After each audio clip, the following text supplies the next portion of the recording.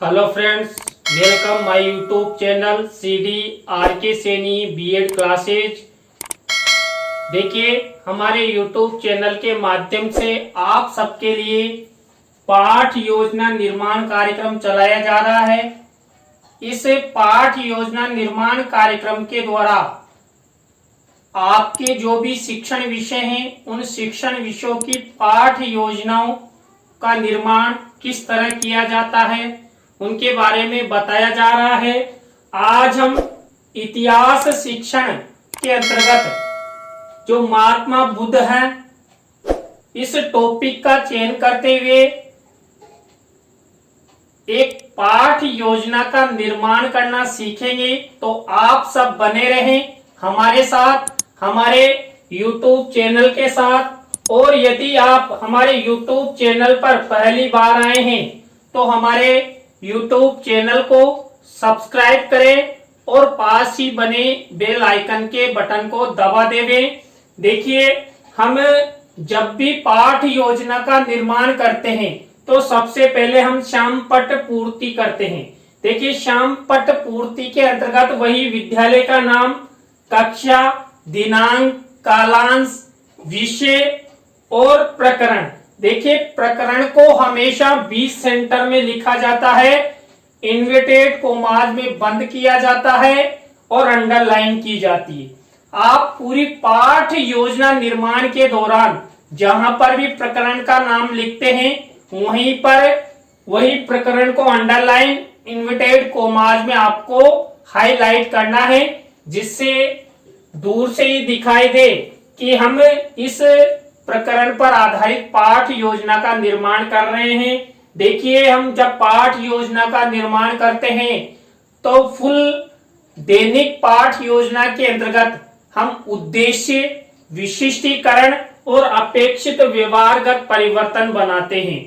हमें प्रत्येक पाठ योजना में कम से कम 6 उद्देश्य निर्धारित करते हैं और उन उद्देश्यों के आधार पर विशिष्टीकरण और अपेक्षित व्यवहारगत परिवर्तन बनाते हैं। और ये सब होते हैं अपने टॉपिक से रिलेटेड। देखिए, यहाँ पर पहला उद्देश्य है ज्ञान। अब ज्ञान से संबंधित ये विशिष्टीकरण और ये अपेक्षित व्यवहारगत परिवर्तन। अब इस विशिष्टीकरण और अपेक्षित व्यवहारगत परिवर्तन में हमारा जो प्रकरण है और हमारा जो उद्देश्य है, उससे रिलेटेड ही विशिष्टीकरण और अपेक्षित व्यवहारगत परिवर्तन बनाया गया है। आपको भी इसी तरह बनाना है। इसी तरह दूसरा जो हमारा उद्देश्य है अवबोध, अवबोध में भी ये विशिष्टीकरण और अपेक्षित व्यवहारगत परिवर्तन, यहाँ पर भी वही आपके प्रकरण और उद्देश्य का विशेष ध्यान रखा गया है। इसी तरह थर्ड उद्देश्य है ज्ञानोपयोगी। ज्ञानोपयोगी से संबंधित विशिष्टीकरण, ये अपेक्षित व्यवहारगत परिवर्तन। इसी प्रकार कौशल से संबंधित ये विशिष्टीकरण और ये अपेक्षित व्यवहारगत परिवर्तन। देखिए, आप किसी भी विषय की पाठ योजना बनाते हैं तो विशेष ध्यान रखिए आपका प्रकरण और आपका उद्देश्य, और उन्हीं के आधार पर विशिष्टीकरण और अपेक्षित व्यवहारगत परिवर्तन बनाए जाते हैं। हमारा नेक्स्ट उद्देश्य है 5वां अभिरुचि। देखिए, अभिरुचि उद्देश्य को ध्यान में रखकर ही यहाँ पर विशिष्टीकरण और ये अपेक्षित व्यवहारगत परिवर्तन बनाया गया है।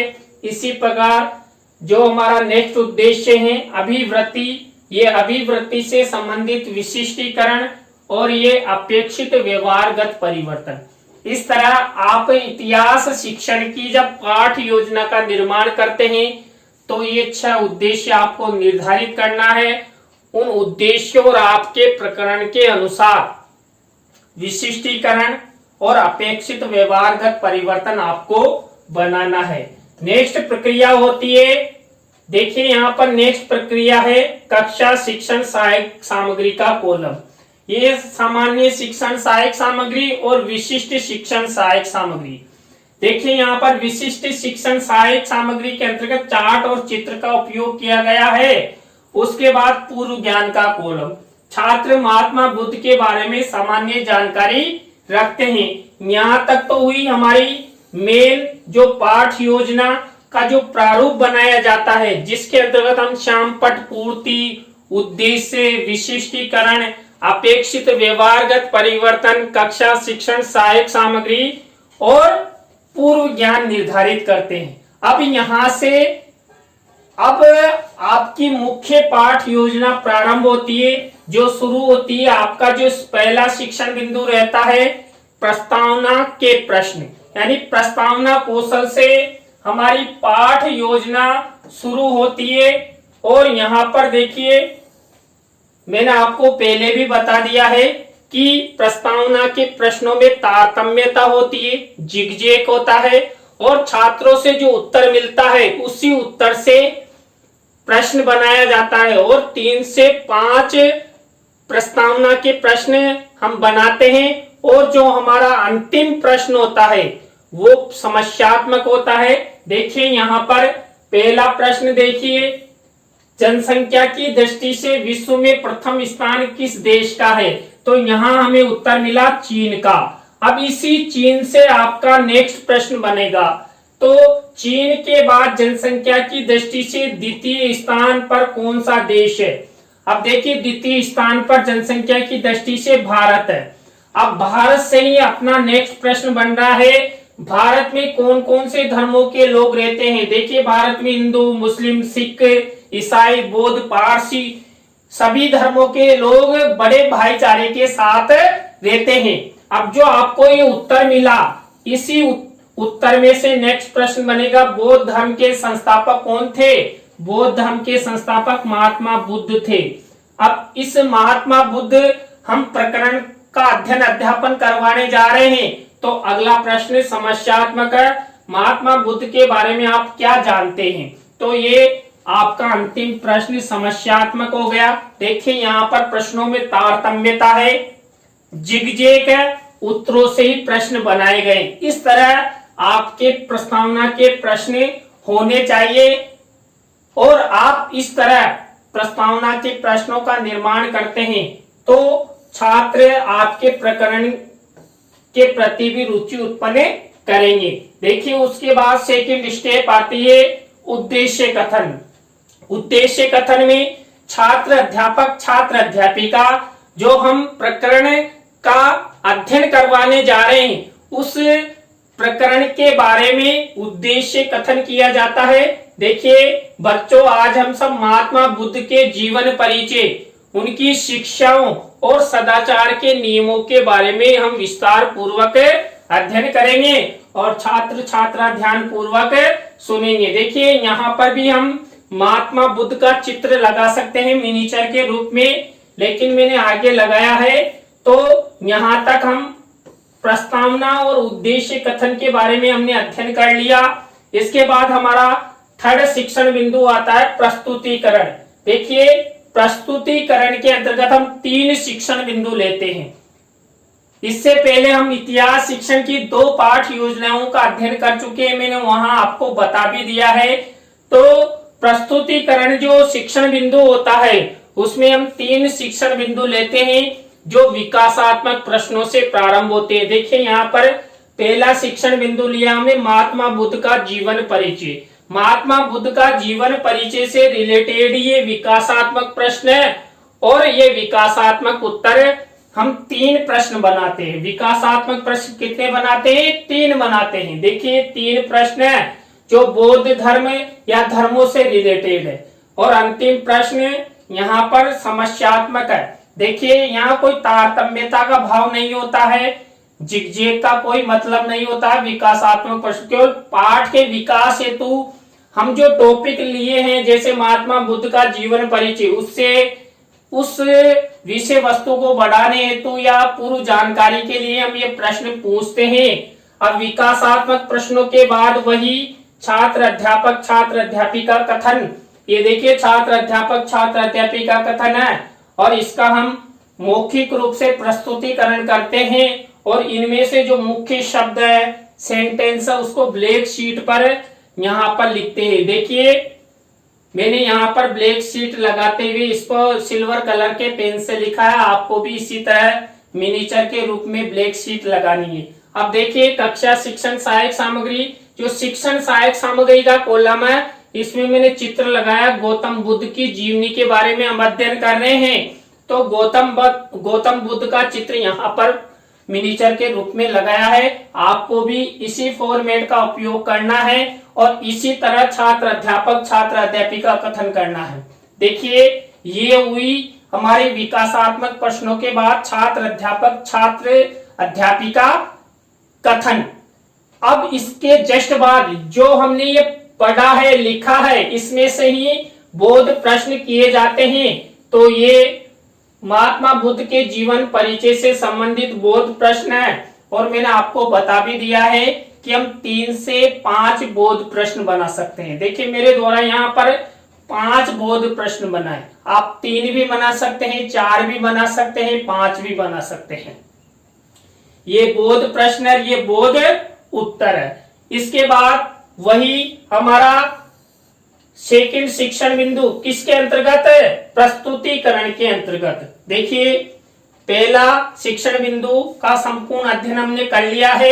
सेकंड शिक्षण बिंदु लिया हमने महात्मा बुद्ध की शिक्षाओं से संबंधित, किसके अंतर्गत लिया है? प्रस्तुतिकरण के अंतर्गत। अब देखिए यही महात्मा बुद्ध की जो शिक्षा है उससे रिलेटेड ये विकासात्मक प्रश्न, ये विकासात्मक उत्तर। इसके जस्ट बाद वही छात्र अध्यापक छात्र अध्यापिका कथन हो रहा है। तो महात्मा बुद्ध की जो शिक्षाएं हैं उन शिक्षाओं के बारे में यहाँ पर लिखा गया है और ये छात्र छात्रा क्रिया है और इसी में से जो मुख्य शब्द है सेंटेंस उसको यहाँ लिखा है। और शिक्षण सहायक सामग्री के कॉलम में देखिए यहाँ पर मैंने महात्मा बुद्ध का शिक्षा ग्रहण करते हुए अपने शिष्यों के साथ चित्र पेस्ट किया है, क्योंकि ये महात्मा बुद्ध की शिक्षाओं से रिलेटेड है। तो शिक्षा से संबंधित ये चित्र शिक्षण सहायक सामग्री के कॉलम में लगाया है।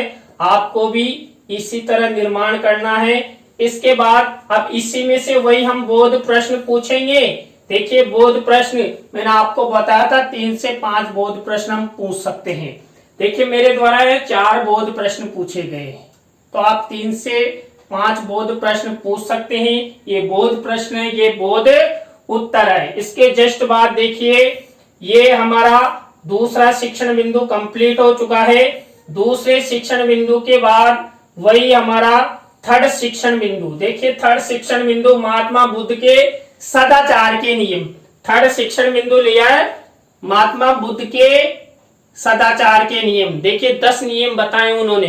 तो इससे रिलेटेड सबसे पहले हम विकासात्मक प्रश्न और विकासात्मक उत्तर करते हैं। विकासात्मक प्रश्नों के बाद वही प्रक्रिया कौन सी? छात्र अध्यापक छात्र अध्यापिका कथन वाली प्रक्रिया। देखिए यहाँ पर ये महात्मा बुद्ध के सदाचार के 10 नियम लिखे गए हैं और ये छात्र अध्यापक छात्र अध्यापिका क्रिया है, ये शामपट कार्य। वही इसमें से मुख्य शब्द या सेंटेंस को हम ब्लैक शीट के मिनिएचर पर लिखते हैं और शिक्षण सहायक सामग्री के कॉलम में यहाँ पर महात्मा बुद्ध का शिक्षा सदाचार के नियमों के तहत जो पालन करते हुए का चित्र दर्शाया गया है। आपको भी इसी फॉर्मेट का उपयोग करना है और इसी तरह आपको थर्ड शिक्षण बिंदु बनाना है। तो अब क्या करेंगे? अब इसी में से हम वही बोध प्रश्न करेंगे। देखिए बोध प्रश्न वही मैंने बताया 3 से 5 बोध प्रश्न पूछ सकते हैं। मैंने यहाँ पर 4 बोध प्रश्न पूछे हैं, बनाए। आपको भी इसी तरह बनाना है। ये बोध प्रश्न है, ये बोध उत्तर है। बोध प्रश्न। अब देखिए यहाँ पर हमारे 3 शिक्षण बिंदु कंप्लीट हो चुके हैं। हमने जो महात्मा बुद्ध प्रकरण ग्रहण किया था उसमें महात्मा बुद्ध का जीवन परिचय पहला शिक्षण बिंदु, उसके बाद महात्मा बुद्ध की शिक्षा है। थर्ड शिक्षण बिंदु लिया था महात्मा बुद्ध के सदाचार के नियम।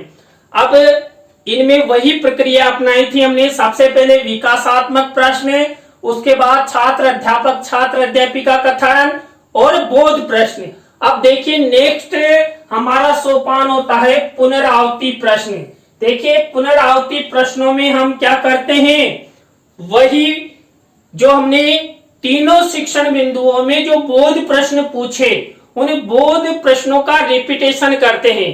देखिए हम 5 पुनरावृत्ति प्रश्न बनाते हैं, 6 भी बना सकते हैं। तो यहाँ पर देखिए ये 5 प्रश्न मेरे द्वारा बोध प्रश्नों में पूछ लिए थे। तो ये पुनरावृत्ति प्रश्न छात्रों के मूल्यांकन और अभ्यास कार्य के लिए होते हैं। तो यहाँ पर महात्मा बुद्ध का के पिता का नाम ये हमने पहले पूछ लिया। तो ये पुनरावृत्ति प्रश्न, ये प्रश्न और ये उत्तर, इस तरह आपको ये चौथी स्टेप पुनरावृत्ति प्रश्नों की आपको करनी है।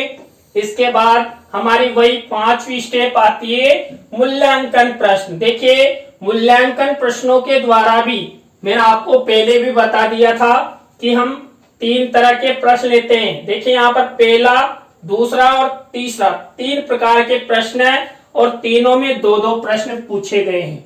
सही विकल्प का चुनाव कीजिए और रिक्त स्थानों की पूर्ति कीजिए, एक पंक्ति में उत्तर दीजिए। देखिए यहाँ पर जो मूल्यांकन प्रश्नों, देखिए फॉर्मेट वही है, आपको केवल क्या करना है, इस तरह बड़ी सी ब्लैक शीट लगानी है और सिल्वर कलर के पेन से आपको ये प्रश्न लिख देने हैं। देखिए पाठ योजना निर्माण डायरी में भी आपको इसी तरह ब्लैक शीट लगानी है, सिल्वर कलर के पेन से लिखना। और जब आपका फाइनल लेसन होता है तो ये मूल्यांकन प्रश्न लपेट श्याम फलक पर लिखे जाते हैं। इसके बाद हमारी नेक्स्ट 6ठी स्टेप आती है गृह कार्य की। देखिए गृह कार्य की जो स्टेप है उसमें वही एक बड़ा सा प्रश्न देते हैं। यहाँ पर वही ब्लैक शीट पर लिखा हुआ है, महात्मा बुद्ध की शिक्षाओं एवं सदाचार के नियमों को लिखिए। तो इस तरह हम इतिहास शिक्षण की पाठ योजना बना सकते हैं। इसमें हमने 6 पॉइंट लिए और 6 पॉइंट्स पर हमने महात्मा बुद्ध पर आधारित पाठ योजना का अध्ययन किया। आपको आज की पाठ योजना कैसी लगी कमेंट्स में जरूर बताएं, और यदि अच्छी लगी हो तो देखिए आप सबका सहयोग अति आवश्यक है, इसलिए आप अपने मित्रों और सहपाठियों को इस पाठ योजना की वीडियो को जरूर शेयर करें। नई पाठ योजना के साथ हम आपसे फिर मिलेंगे CDRK Saini BEd classes YouTube channel पर। तो राम राम सा, बाय।